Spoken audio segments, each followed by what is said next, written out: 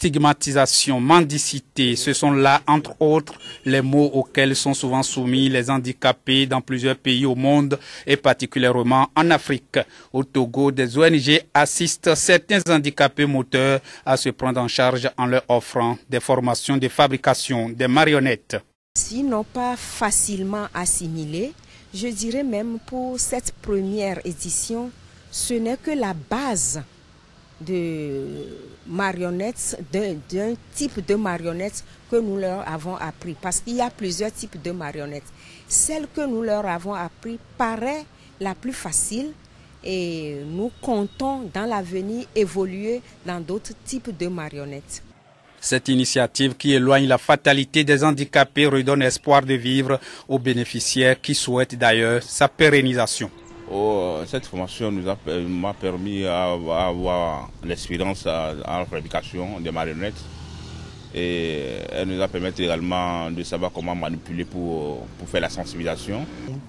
La marionnette, avec ça, je peux me nourrir, je peux me déplacer, aller dans les écoles, faire des spectacles pour des enfants et leur dire aussi, les sensibiliser plutôt sur le genre handicap.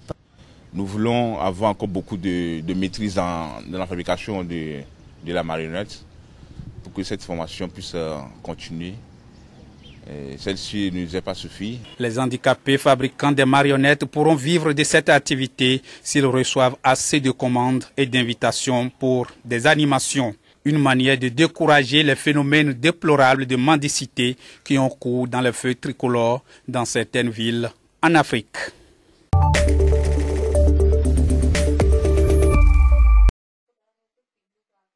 L'on se croirait dans un atelier d'un peintre ordinaire et bien doué.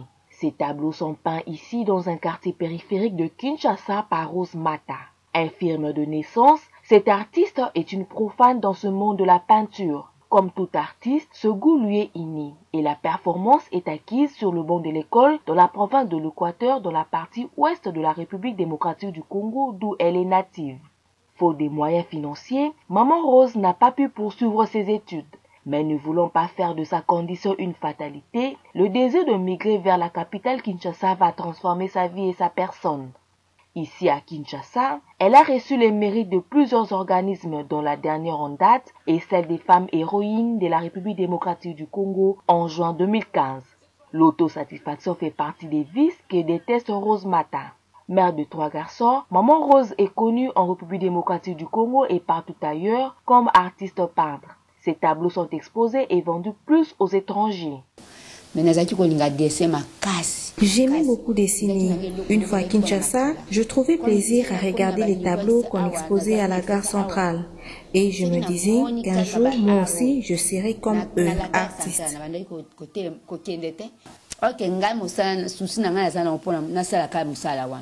Fier d'avoir une mère presque invalide mais peintre, son fils cadet Gabriel, diplômé en pédagogie générale, n'a qu'un seul rêve, voir sa mère s'ouvrir au monde, qu'elle expose dans des grandes salles en Afrique et en Europe. L'homme est vide dans son travail, le fait là, de son état comme ça, il ne doit pas serrer votre cœur, il ne doit pas serrer votre cœur, tu dois les aider. Bien que sa source d'inspiration provienne des faits sociaux, Rose Mata n'a qu'un souhait, celui de poursuivre sa formation dans l'Académie des Beaux-Arts pour être comptée dans la classe des grands artistes.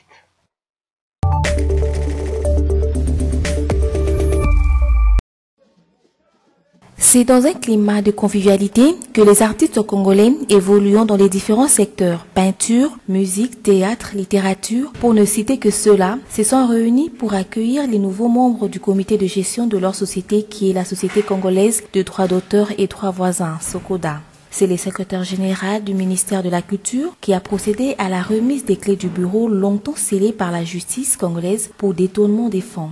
Après la visite des installations, une brève présentation des membres du comité de gestion et 13 membres du comité de surveillance sont le suivi. Le président du comité sortant, Bondonga, a eu le mot juste pour féliciter son équipe qui a évolué dans un climat peu favorable, mais s'est caractérisé par la sagesse.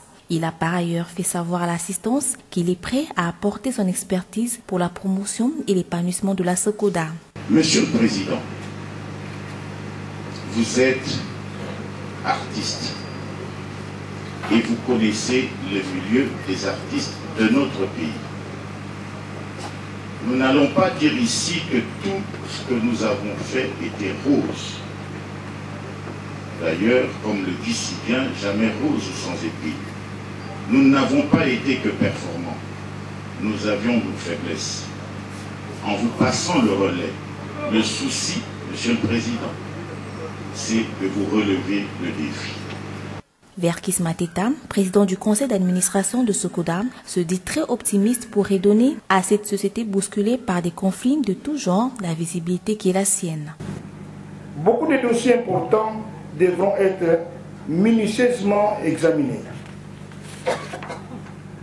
Pour ce faire, mon conseil et moi-même allons mettre très rapidement sur pied un plan d'action efficace et à œuvrer pour qu'il devienne réalité. Je suis de nature optimiste. Les autorités en charge de la culture et des arts en République démocratique du Congo estiment que c'est le moment pour l'artiste congolais de faire confiance à cette société pour la protection de leurs œuvres. Les milliers d'artistes congolais espèrent que cette fois-ci, l'équipe dirigeante issue du vote fera preuve de maturité et va privilégier l'intérêt général et une gestion financière transparente.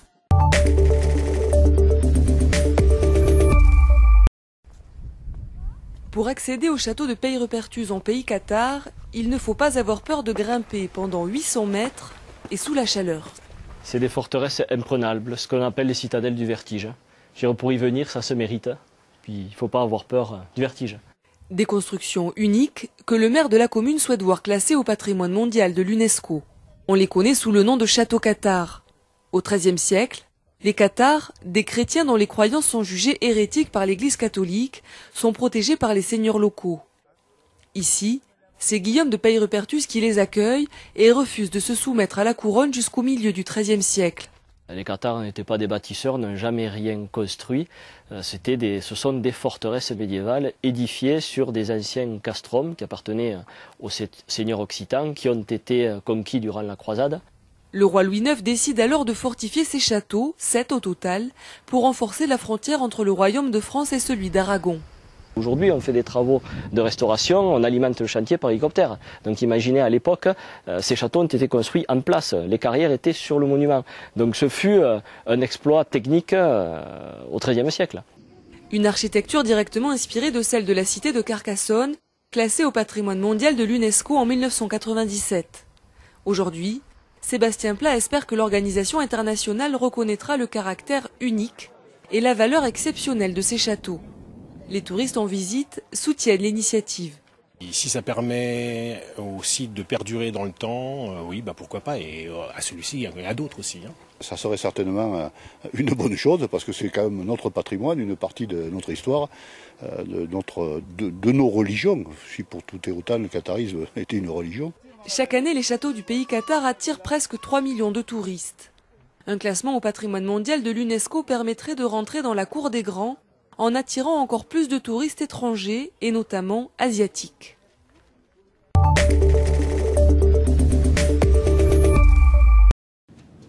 La Joconde, le tableau le plus célèbre du monde. Sauf que non, vous ne rêvez pas, elle bouge. Voici la Living Joconde, une version vivante du tableau de Léonard de Vinci, imaginé par un passionné de Mona Lisa.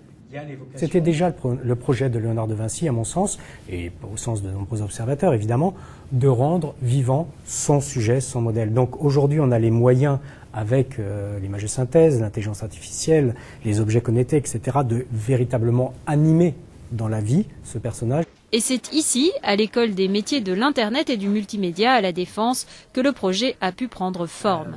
Il a fallu près d'1 an pour concevoir une Mona Lisa en 3D dotée d'une intelligence artificielle. On a été capable de construire un profil de personnalité quasi psychologique de qui était Mona Lisa. Et ce sont ces profils que j'ai ensuite transcrits sous la forme d'un certain nombre de paramètres qui ont été intégrés dans le réseau de neurones pour être capables de simuler le métabolisme émotionnel. Au-dessus du tableau, des capteurs du type de ceux utilisés par certaines consoles de jeux vidéo.